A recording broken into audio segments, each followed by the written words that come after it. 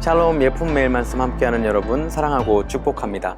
오늘 로마서 4장 말씀 함께 묵상하실 텐데요. 이 말씀을 읽으면서 이스라엘 사람들에게 행위, 그러니까 율법, 그리고 할례가 얼마나 중요했었는지, 그리고 이것을 구원받는 방법으로 이방 사람들에게 얼마나 많이 강요하는 문화가 있었고 그 가운데 얼마나 많은 갈등이 있었는지를 알 수 있습니다. 왜냐면 우리 다 지성인들이니까 한 번 말하면 알아들을 수 있는데, 지금 로마서 4장까지밖에 안 읽었는데 이거를 계속해서 이야기하고 있잖아요.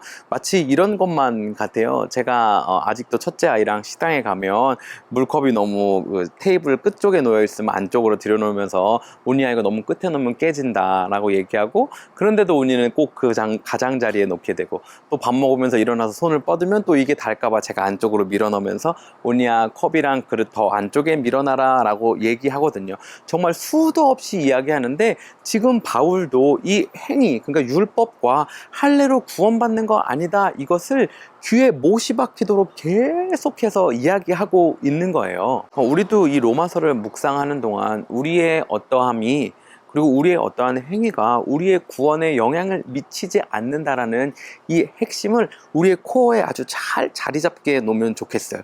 그래서 결코 흔들리지 않는 이 믿음의 구원의 확신이 흔들리지 않는 신앙생활 하면 좋겠습니다. 오늘 본문 내용 먼저 간략하게 말씀드리면요, 아브라함 이야기를 통해서 사실은 한 가지인데 이것을 두 가지로 나눠서 설명하고 있습니다. 첫 번째는요, 아브라함이 의롭다 하심을 입은 것이 율법이나 행위가 아니라 하나님을 믿음으로 의롭다 칭함을 받았다라는 것을 이야기하고 있고요. 그리고 이 시기는 할례 전이었기 때문에 할례가 그가 의롭다고 칭함을 받은 것에 영향을 주지 않는다라고 이야기합니다.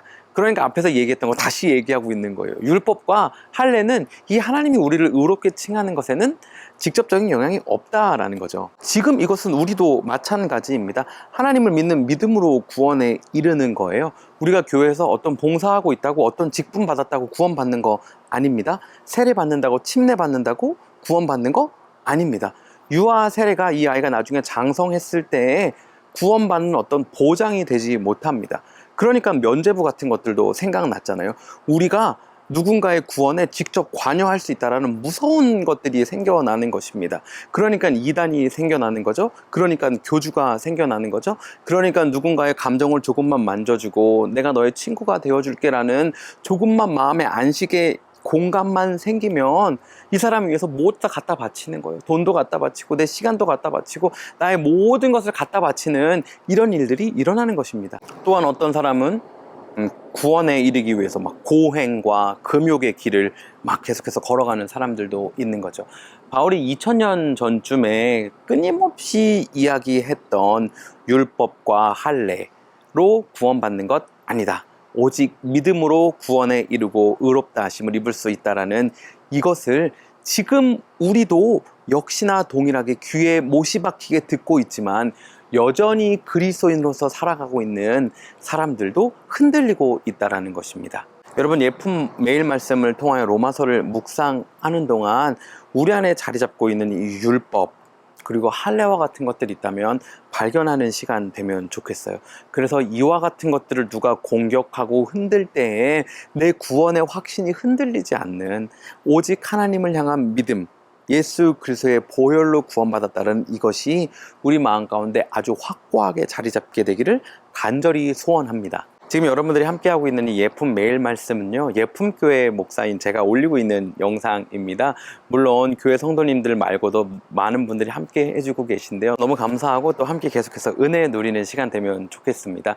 제가 예품교회를 개척할 때는요, 예수님 마음을 품은 교회가 되고 싶었습니다. 제가 예수님 마음 품은 목회자가 되고 싶었고, 우리 교회에서 함께 신앙생활하는 사람은 예수님 마음 품은 그리스도인이었으면 좋겠다라는 마음이 있었어요.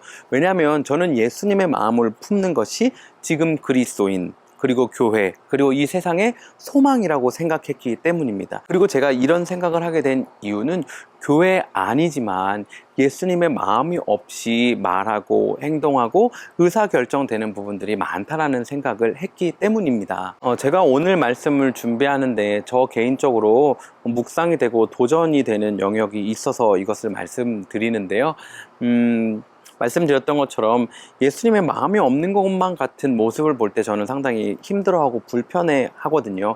물론 그런 분들의 혹은 또 그런 교회의 모습 가운데 구원이 없다, 하나님의 은혜가 없다, 이런 건 아닙니다. 그런데 제가 그 앞에서 예수님의 마음을 품고 그 은혜의 모습으로, 은혜의 마음으로 반응하는 것이 힘들 때가 종종 있거든요. 제 삶에 다시 한번 좀 도전해 보려고 합니다. 하나님이 나를 의롭게 하시고 구원하시는 것이 나의 어떠함이나 행위나 할례와 연관이 있지 않은 것처럼 제가 어렵다고 또 불편하다고 느끼는 그 영역 가운데 여전히 하나님의 구원과 하나님의 은혜가 있다라는 마음, 제가 꿈꾸고 있는 교회의 모습, 예수님의 마음을 품은 그리스도인으로서, 예수님의 마음을 품은 목사로서 반응하고 바라볼 수 있도록 다시 한번 마음을 재조정하고 도전해 보려고 합니다. 여러분 생각나실 때마다 저를 위해서, 또 예품 교회를 위해서도 기도해 주십시오.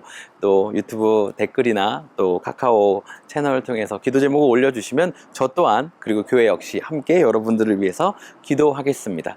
계속해서 함께 진솔하고 진실된 묵상 되고 또 도전이 있는 묵상 되기를 간절히 소원합니다. 그럼 오늘도 샬롬입니다.